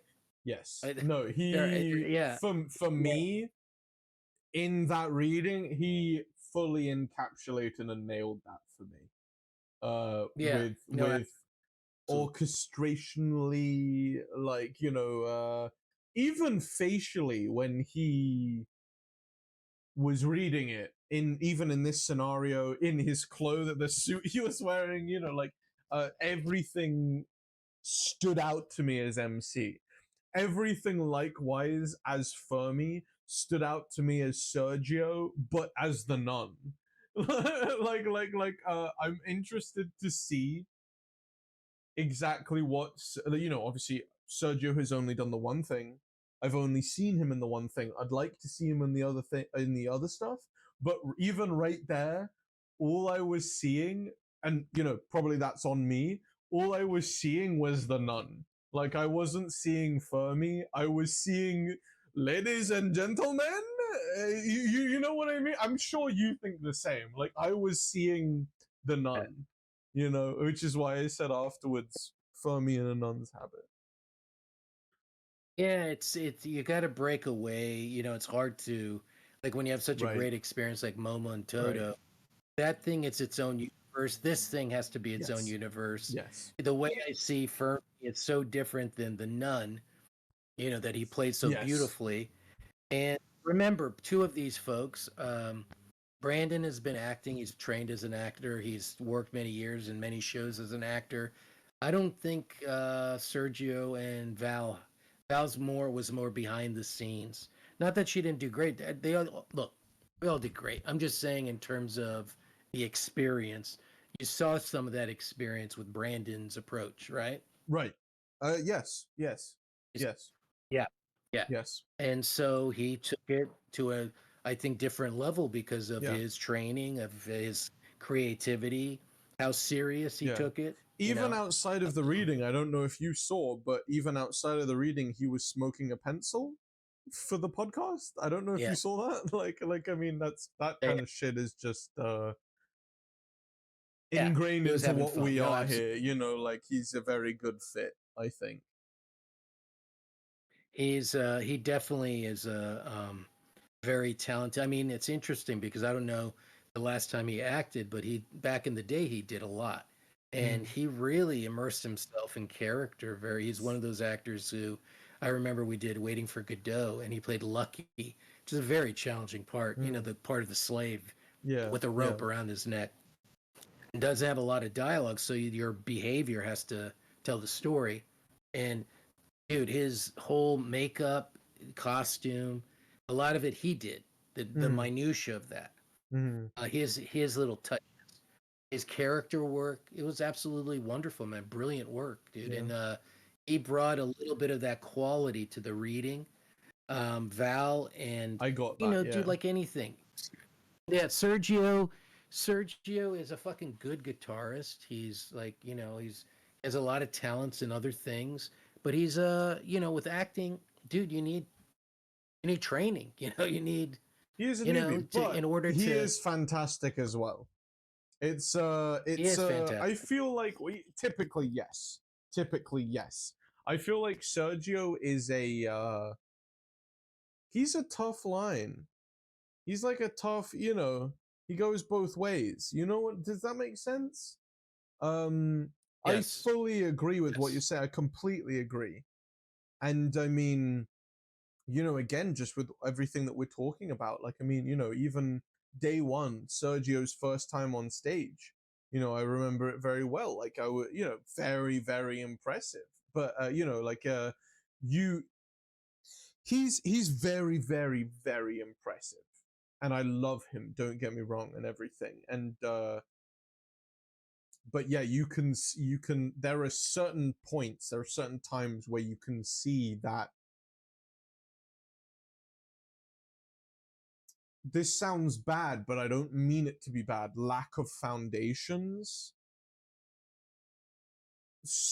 Right. seeping through every now and then, but majority speaking, very impressive. But I mean, yeah, like coming, you know, I guess when I said it, I meant it in a very good way and in a very humorous way that I saw the nun. But I guess then, yeah, coming back down into what I just said about the lack of foundations, it's going to be interesting to see what he does with another character. Because in that particular setting, I saw Sergio as the nun. And I don't know if that's because of, I'm sure it's maybe a bit of both. I don't know if that's because of the experience I've had with Sergio, um, or maybe in that sense that that's what he's comfortable with and he needs to explore further, if that makes sense. I guess time will tell. But huge potential there. Absolutely. Yeah. It's all process. Yeah, it's all process. It's Uh-huh. all invention. Mhm. It's all you know, I mean, when you make it up, what's the thing that starts with an A? When you make everything up, that's what it is. The word's not coming to me, and it's all made up, man. And it's a process of making up, Yes. and you got to make Yes. it up convincingly, and knowing that the separation between this piece and that piece is absolute.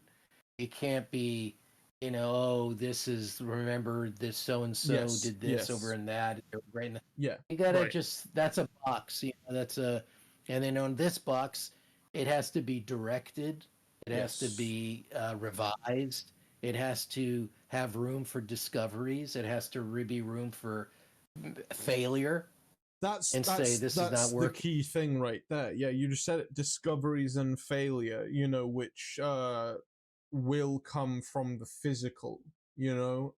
Like in my, you know, as our relationship goes, in our, you know, I would love to read those 30 pages again, just you and I. Mixing, not that nothing happened there. That's not to say that, you know, not that nothing happened there that they didn't get, you know, none of that. That's not what I'm saying. Um Given our experience with Momo and Toto and just the kind of page that we're on with where we want to move this, meaning Poet Warriors, I would love to, not now, maybe next week, maybe the week, you know, something in a little bit. I would love to read what just happened, just you and I, and see where, or maybe even just, you know, maybe even just a section of what just happened, you know, the later bits, and see that kind of dynamic that we always talk about that you and I have together.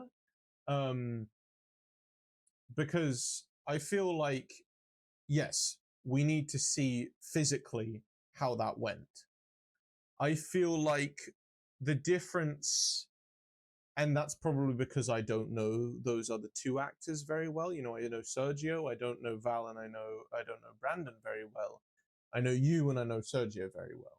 You know, and I feel like when you and I read something, there's a lot more artistically happening there, even over this medium, because of our connection. So I would love to see, to get a better feel, to get a better understanding. I would love to bounce that off of you a little bit. You know, but boy, am I excited to see the physical. I know right now with what we've said, I know that you're feeling, very confident in this piece, that this is like one of the best things that you've written on and everything. Um, Absolutely. I can absolutely see the quality of what's going on. As I said, I've got to reserve my opinions for the full picture, Right, of course. I absolutely. got you, buddy. I Yeah, of course. love what's going on. Love it to bits. I love what's going on. I can visualize very clearly, which is a very strong point off from the bat, that I can physically, there's a lot of plays you start reading, you're like, I can't see where this is. You know what I mean? Like I can see it. Got to see it from the physical, and I'm sure that's a big part of Momo and Toto and the experience. As of right now, I think I have to prefer Momo and Toto, but that's because of our experience and everything that happened, and it's a full play. I'm very, very excited, and I think it can absolutely, at this point, be a strong contender to Momo and Toto, if not surpass it. Very, very excited to see where it's going. Very, very excited. And yeah, I mean, yeah, I think we should consider, I would love to do another reading, you and I, back and forth, and have a little bit more fun with it without some technical problems. And, again, like I said, that relationship, I would love to see where that goes. And, very excited. And I even think moving forwards, I can, for you and I and also chat, play those sound effects as we're reading. Like the water wow. dripping, the music, I Yeah. can put that all Wow. so we get a full, so it's gonna take a little bit more, but I think it's absolutely necessary. Like, I think we need to, moving forwards, we need to read it again, do that stuff on my end, and I can get you into it so you're hearing it as well, and really give it some play. Mhm. Mhm. No, look, I think dynamic, whenever you bring in other energy into anything that, it's a energy, dude. It's a spirit. It's a Pablo's here. What up, Pablo? How He you said doing? hello bitches. I know you can't see it, but he said hello bitches. What up, Pablo? Cheat on that XD. homework. Go for it. So yeah, I mean, I think to wrap up, um, buddy, it's like, yeah, it's anytime, and God bless those folks who joined us. It was awesome. They were There's brilliant. nothing. I loved. Brilliant. Yeah, Mhm. yeah. Bays, what's a quote of the week? You know what it is. You already know.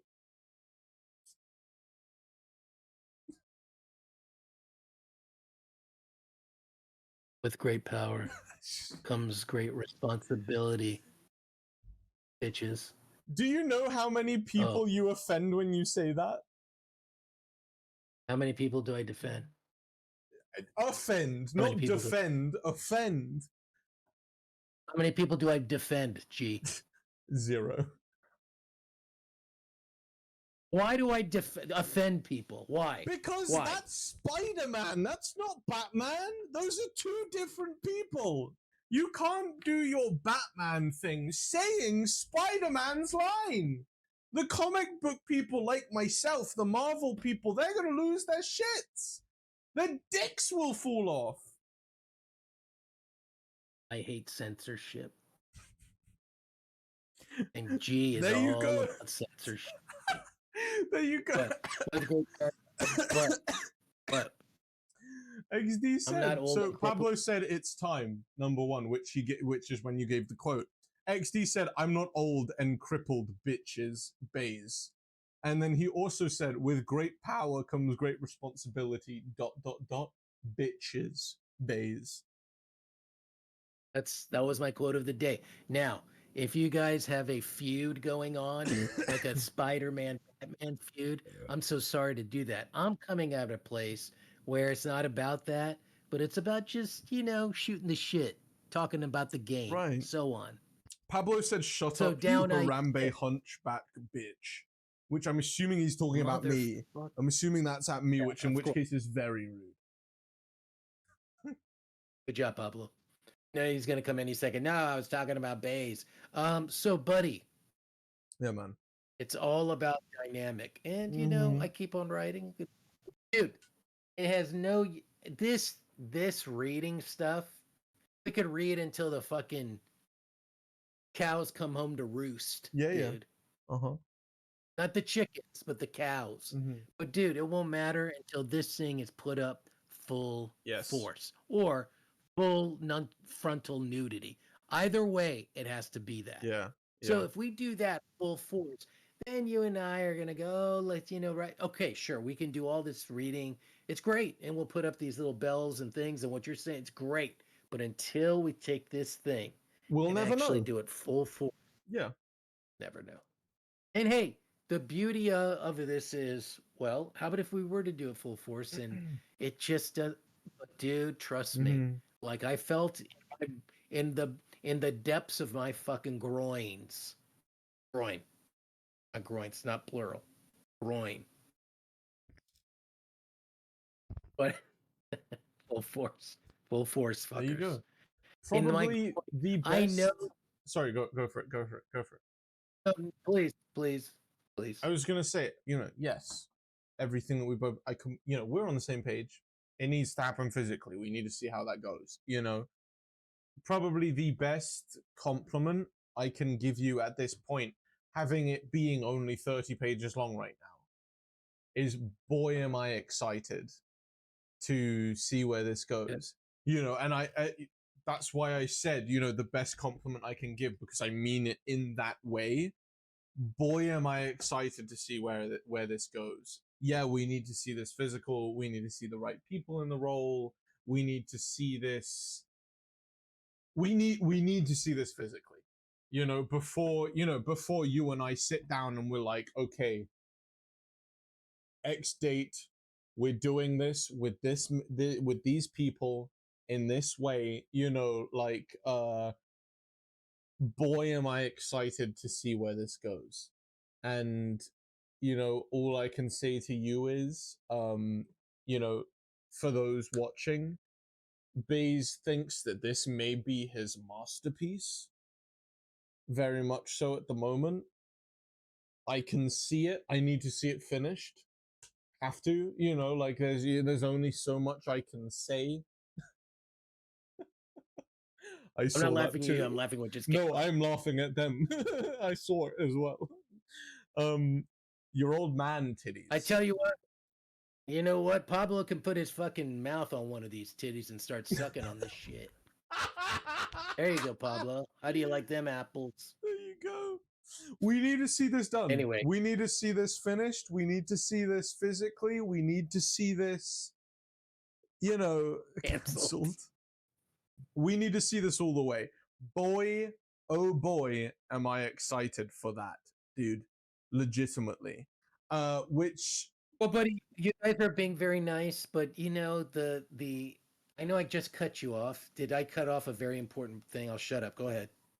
Please continue. Please. I'll come back to it. It's okay. No, that's rude. No. I was about to segue into a separate topic before we finish up the night. So if you if you're still on the same topic, living in the past, as you old people do, go for it. I'm not living. Go forward. Go. Right ahead. Go do it. Moving forwards, I know Baze and I.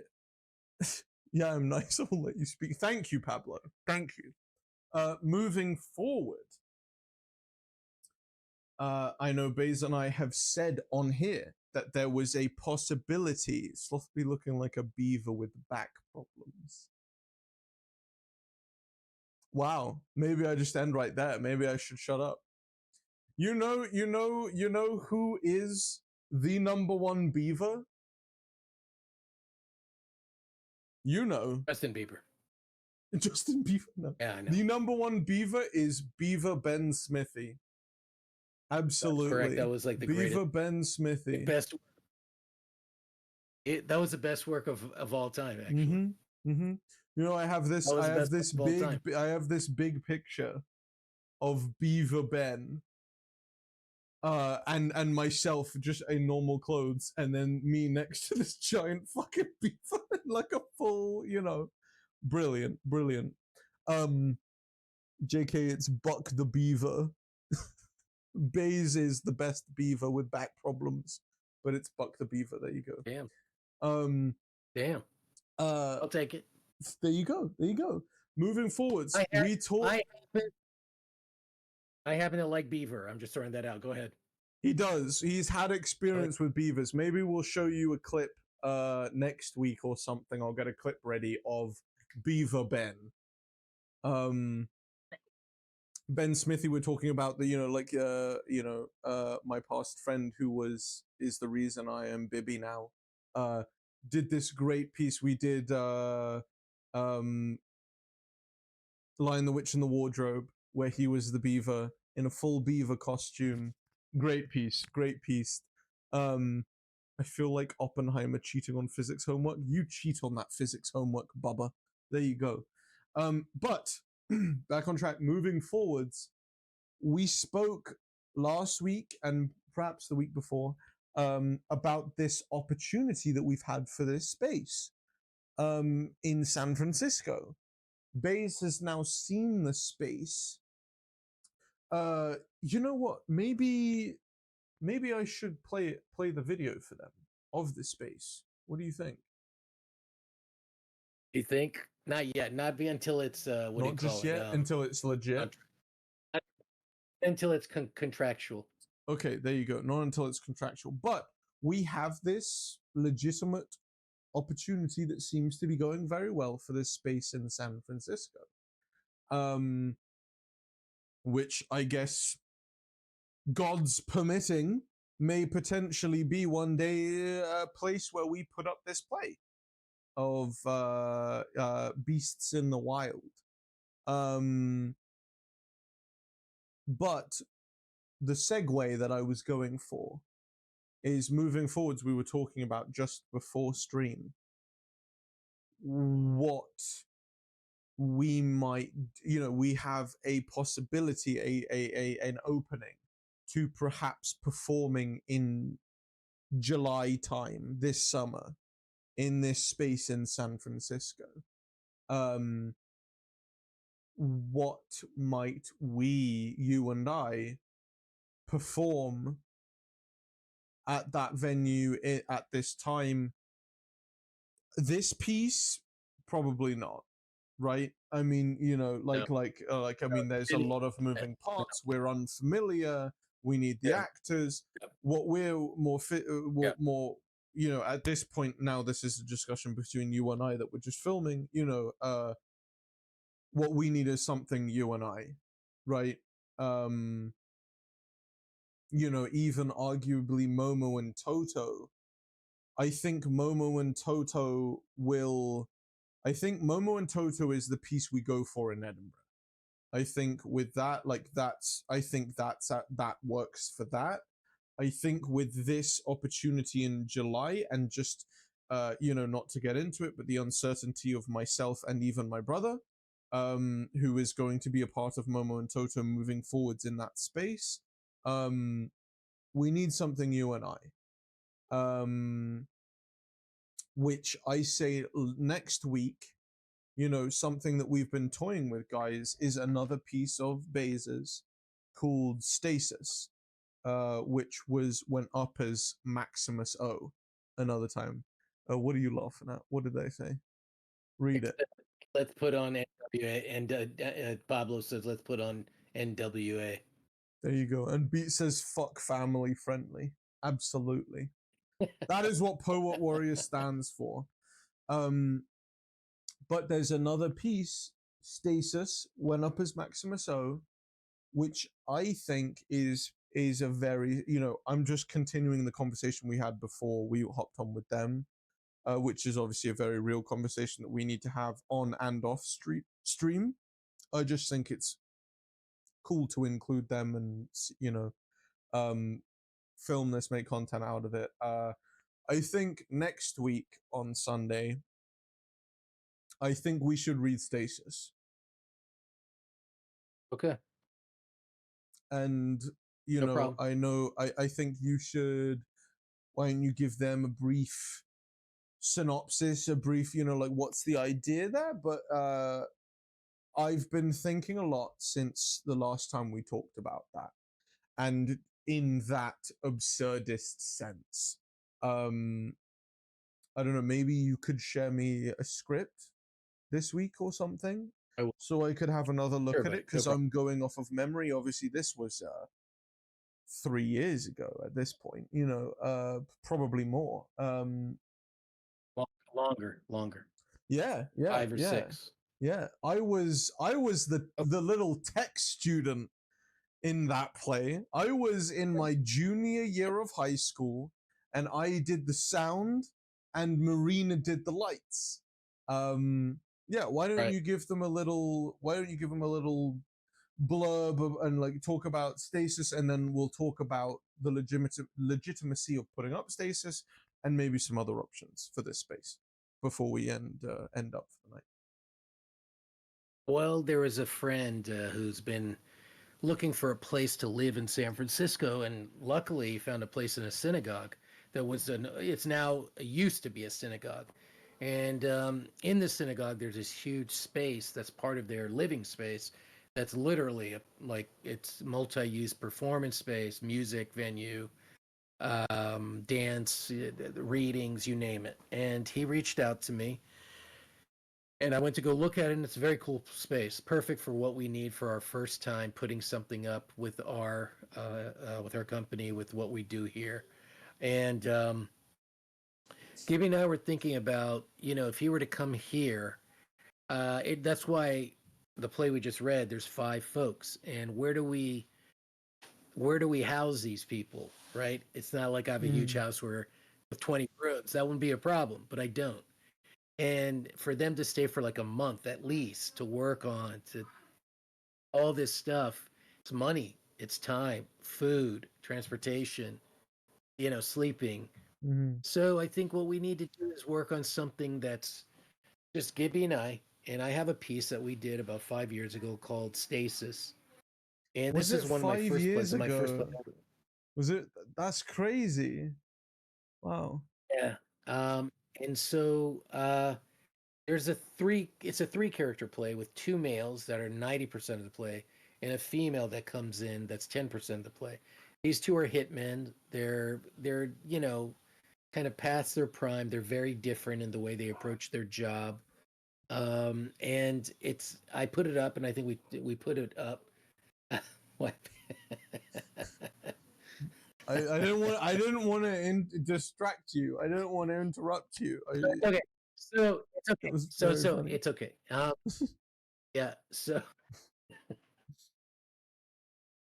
oh fuck. Anyway, yeah. So we're looking to do that with a lot of cool projection, lighting in this space that we probably will get for a very good deal. And of course, Gibby can come. He's going to come stay with me if that works out, and if this works out, and that will be our first time putting up something. And I think Yeah. it's because this play works, and we want to do original material. I mean, we could do some other play like we did this.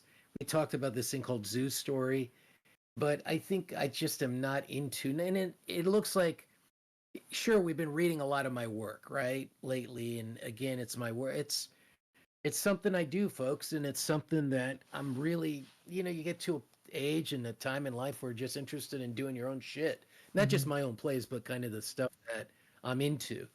And so, you know, it's interesting because Gibby and I could do a thing called Zoo Story, which is a well-known, great play.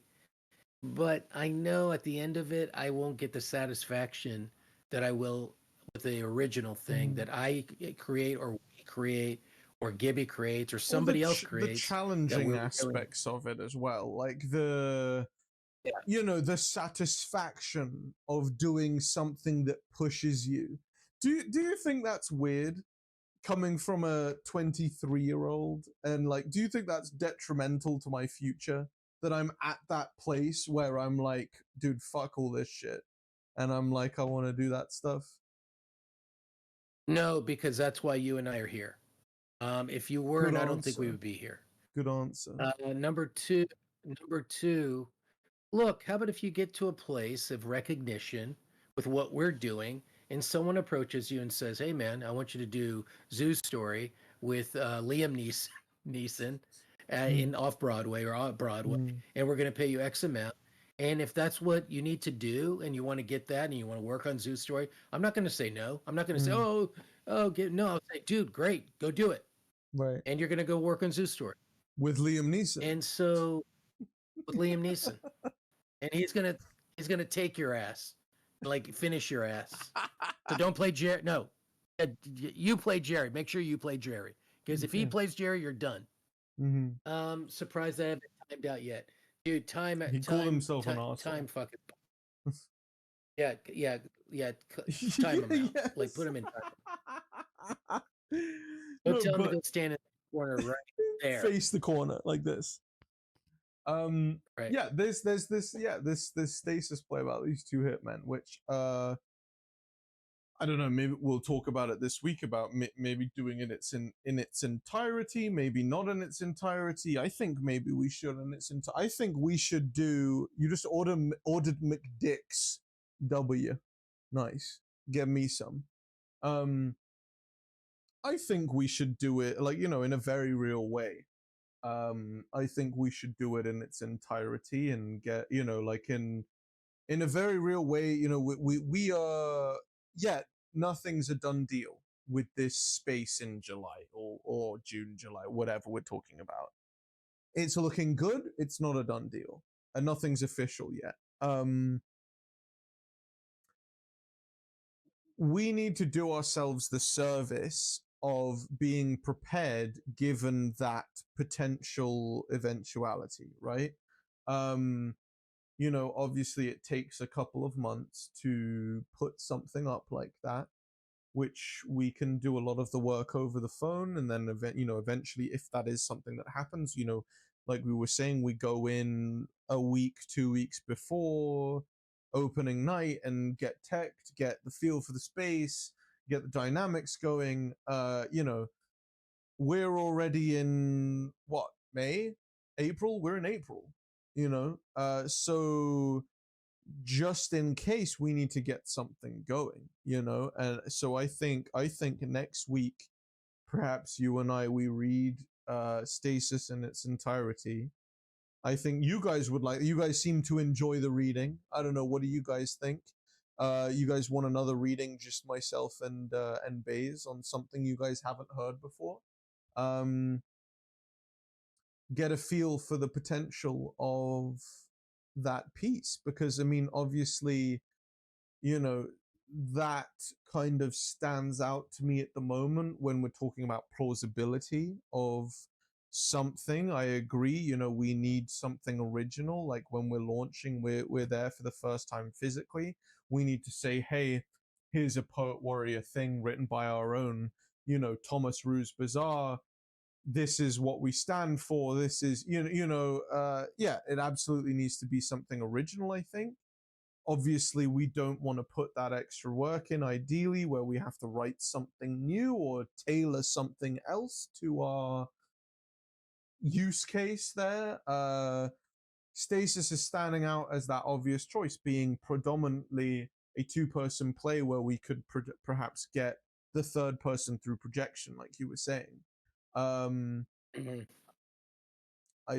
think we read it next week in its entirety. I mean, like, even, you know, obviously the number one obvious choice that we have that familiarity.